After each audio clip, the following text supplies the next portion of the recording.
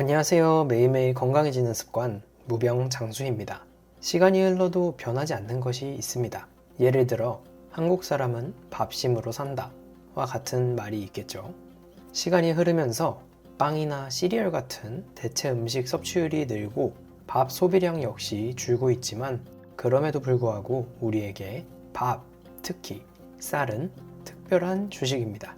다만 조금의 변화가 있긴 합니다. 과거 하얀 쌀밥이 식탁의 기본이었다면 지금은 건강을 위해 다양한 곡식을 섞어 먹는 잡곡밥이 추세죠. 통계청에 따르면 줄어드는 흰쌀 소비량에 비해 1인당 연간 잡곡 소비량은 계속해서 늘고 있다고 하는데요. 잡곡밥은 흰쌀밥에 비해 섬유질, 비타민, 무기질, 단백질 등이 풍부하고 섬유소가 4배 이상 함유되어 있습니다. 이 때문에 동맥경화를 비롯한 심장질환, 고혈압, 당뇨병 등에 큰 도움이 됩니다. 용인대 식품영양학과 김혜영 교수팀의 2016에서 2018년 국민건강영양조사에 따른 영양소 섭취 기여도 분석에 따르면 우리나라 영양소 섭취에 가장 크게 기여하는 식품 1위가 무려 잡곡밥이라고 하는데요. 하지만 여기에는 함정이 있습니다. 이렇게 좋아 보이는 잡곡밥 역시 잘못 알고 먹는다면 몸에 아주 안 좋을 수도 있다는 겁니다. 오늘은 저 무병장수가 잘 모르고 먹으면 독이 되는 잡곡밥에 대해 알려드릴까 합니다. 이런 분들은 조심하세요. 첫 번째, 변비가 있는 분들. 많은 분이 잡곡밥이 소화에 큰 도움이 된다고 생각합니다. 이는 식이섬유, 즉 섬유질 때문입니다. 식이섬유는 소화 효소로는 소화되지 않고 몸 밖으로 배출되는 고분자 탄수화물입니다. 채소나 과일, 해초류, 버섯류 등에 많이 들어있으며 셀룰로스라고도 불리고 있죠. 섭취할 때 장 운동을 촉진하고 배변 활동을 보다 원활하게 만들어주는 만큼 많은 분이 찾아서 드시고 계시죠. 하지만 이 식이섬유를 많이 섭취한다면 반대로 소화불량을 일으킬 수도 있다는 사실 알고 계셨나요?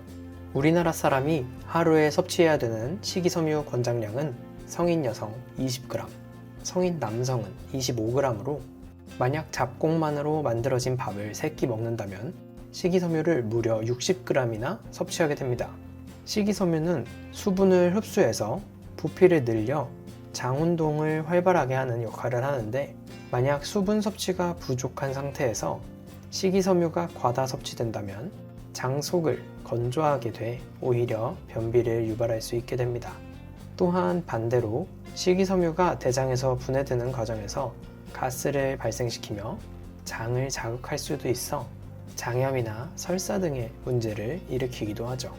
이런 이유로 잡곡밥을 섭취할 때에는 평소 장 건강을 체크하시고 잡곡과 흰 쌀을 섞어 드시고 또 수분 섭취를 늘리는 것이 중요하겠습니다.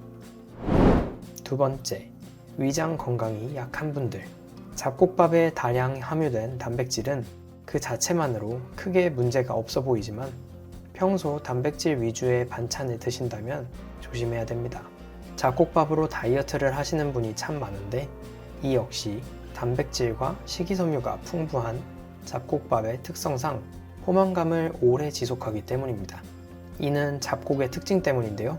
잡곡은 일반 백미와 달리 정제되지 않은 상태라 소화 흡수율이 낮아 포만감을 오래 유지하는 대신 이런 특징이 위에 부담을 줄 수도 있습니다. 치아 및 소화 기능에 어려움이 따르는 고령자 혹은 성인과 비교하면 소화 능력이 떨어지는 아이들의 경우 잡곡밥 섭취에 주의를 기울여야 하는 이유죠. 특히 6세 미만의 어린이의 경우 잡곡밥을 먹으면 소화장애로 인해 오히려 영양 섭취가 부족해지는 경우가 발생할 수 있을 만큼 잡곡밥과 쌀밥을 적절하게 섞어 드시는 것이 좋습니다. 세 번째, 신장 기능이 좋지 않은 분. 잡곡밥이 신장에, 특히 당뇨병에 좋다는 말이 있습니다. 이는 잡곡밥이 섬유질이 풍부해 혈당을 천천히 올린다는 장점 때문이죠. 하지만 오히려 반대로 독이 될 수도 있습니다. 당뇨병 환자 및 신장 건강이 좋지 않은 분은 잡곡밥을 조심할 필요가 있습니다. 우리나라 신부전 환자 중 투석이 필요한 정도는 세계에서 2위를 기록하고 있는데요. 신부전은 신장에서 요독을 제거하는 기능이 떨어진 것을 말하며 크게 당뇨병, 고혈압, 신장염 등의 이유로 발생하게 됩니다. 신장 기능이 떨어졌을 때 조심해야 되는 것이 단백질과 인, 칼륨인데요.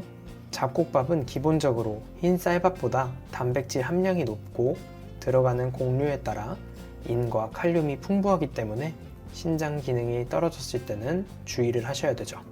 신장 건강이 좋지 않은 분은 되도록 흰 쌀밥을 드시고 당뇨병으로 인해 신장 건강에 무리가 생기는 분이라면 귀리 정도를 섞어서 드시는 것을 추천합니다. 네 번째, 미네랄 결핍. 잡곡밥엔 다양한 곡물이 들어가지만 대표적인 것이 바로 현미입니다. 현미는 백미와 섞지 않고 그대로 즐기시는 분들도 많죠. 현미는 백미에 비해 식이섬유가 많은 것은 물론 칼슘이 5배, 비타민 역시 4배에서 5배가량 많이 들어 있습니다. 이 외에도 식물성 지방과 심혈관계 질환 예방에 좋은 아미노산도 아주 풍부하죠. 이는 현미에 들어있는 피트산이라는 영양소 때문입니다. 주로 곡식 껍질에 들어있으며 현미는 껍질을 덜 벗긴 상태이기에 유독 많이 함유되어 있습니다. 문제는 이 피트산이라는 영양소가 칼슘, 마그네슘, 아연, 철과 같은 미네랄의 체내 흡수를 막고 배출하기도 한다는 것입니다. 즉, 우리에게 꼭 필요한 탄수화물을 현미 위주로 섭취하면 미네랄 부족 현상이 나타날 수도 있는 거죠. 특히 어린 아이들의 경우 칼슘 부족은 성장을 방해하고 고령자의 경우 칼슘이 부족하면 골다공증 위험이 높아지며 철분 부족은 빈혈, 마그네슘 부족은 근육 경련과 고혈압 발생률을 높이게 됩니다. 여기에 풍부한 식이섬유는 흡착이 특징인데 유해 물질만 흡착하는 것이 아니라 몸에 좋은 비타민이나 무기질까지 흡착하게 됩니다. 이를 막기 위해선 어떻게 해야 될까요? 수많은 잡곡밥 재료 중 현미와 궁합이 딱 맞는 콩, 팥, 찹쌀, 수수 등을 함께 섭취하는 방법이 있습니다. 국립농업과학원에 따르면 콩은 비타민과 철분, 아이소플라본이 풍부해 현미의 단점을 보완할 수 있다고 합니다. 다섯 번째, 비타민 A 과다 섭취. 잡곡밥에 들어가는 보리, 수수, 콩 등에는 비타민 A가 다량 포함되어 있습니다. 비타민 A는 우리의 시력을 유지하고 피부와 점막 건강, 뼈 건강, 그리고 면역력을 유지하는 데 큰 도움이 됩니다. 그리고 잡곡밥은 종류에 따라 식물성 지방이 다량 포함될 수 있는데 비타민 A는 지용성 비타민으로 지방과 섭취했을 때 흡수율이 높아집니다. 만약 비타민 A를 평소 영양제로 드시고 계시거나 비타민 A가 다량 섭취된 식품을 즐기시는 분이라면 조심할 필요가 있습니다. 과다 섭취하면 부작용이 발생할 수 있기 때문입니다. 비타민 A와 같은 지용성 비타민을 과다하게 먹어 간에 축적된다면 오심, 구토, 식욕부진, 복통, 두통이나 피부 발진이 생길 수 있으며 심한 경우에는 간 비대, 관절통, 가성 뇌종양이 발생할 수도 있습니다. 특히 임신 중이라면 레티노산 증후군이 발생할 수도 있습니다. 뱃속의 아이의 뇌염, 소두증, 심혈관 기형이 발생할 수도 있는 만큼 조심해야 됩니다. 잡곡밥은 이렇게 드세요. 영상을 보셨다면 아시겠지만 잡곡밥에 들어가는 재료는 종류가 너무 많고 사람의 몸에 따라 각각 다르게 작용합니다. 건강을 이유로 특정 잡곡에 집중하는 것보단 적정 비율을 유지하는 게 중요하죠. 성인의 경우 잡곡을 약 30%, 백미를 70%의 비율로 밥을 만드는 것이 좋으며 소화 능력에 따라 잡곡의 비율을 50%까지 늘릴 수 있습니다. 또한 설명했듯 잡곡밥은 소화가 잘 안 될 수 있으니 천천히 씹고 드시는 것이 중요합니다. 국내 대학 식품생명공학과 실험에 따르면 잡곡밥의 수가 많아진다고 해도 영양소량에는 큰 차이가 없다고 합니다. 오히려 잡곡밥의 재료수가 많아질수록 첨가되는 양이 줄어 충분한 효과를 볼 수 없다고 하죠.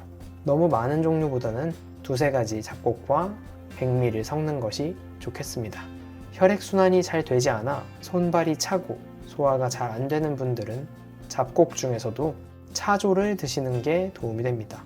차조는 식이섬유가 많으면서도 소화 기능에 도움을 주고 위를 튼튼하게 하여 소화불량 개선에 효과가 있습니다.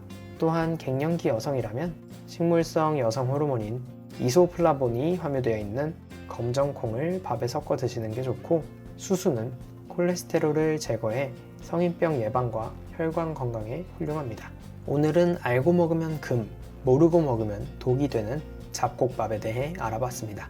이번 영상을 계기로 보다 잡곡밥에 들어가는 재료에 대해 꼼꼼하게 체크하시고 본인의 건강 상태와 알맞은 재료로 맛있게 즐기셨으면 합니다. 오늘 영상 끝까지 시청해 주셔서 감사합니다. 다음에는 더 중요한 건강 정보로 찾아오겠습니다. 무병장수였습니다.